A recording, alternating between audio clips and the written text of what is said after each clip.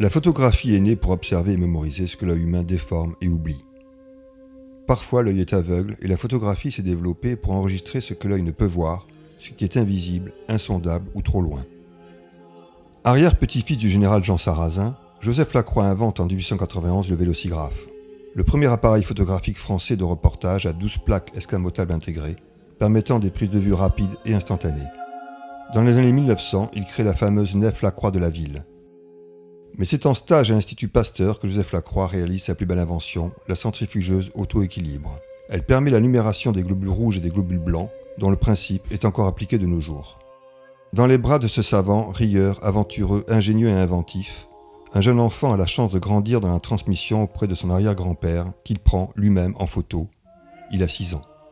La première photographie du monde qui a été faite par Joseph Nicéphore Niepce, c'est du bitume de gelée. Il m'avait appris à faire cela. Nous sommes très peu au monde de savoir le faire.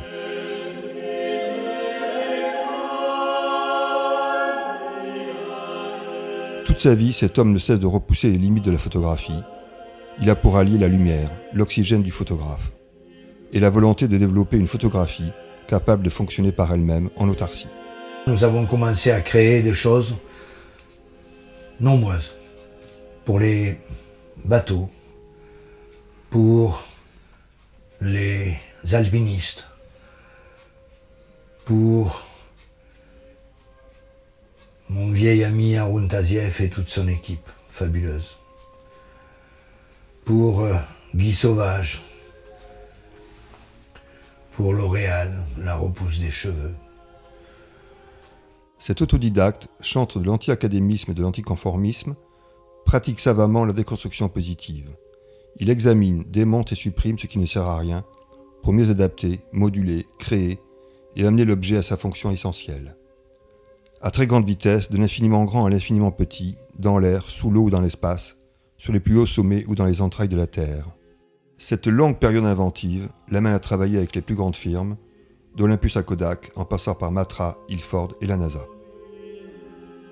C'est l'ensemble des œuvres laissées par tous ces bricoleurs, ces ingénieurs, ces mathématiciens, ces créateurs, ces inventeurs, font l'avancée de la science, le développement de la science.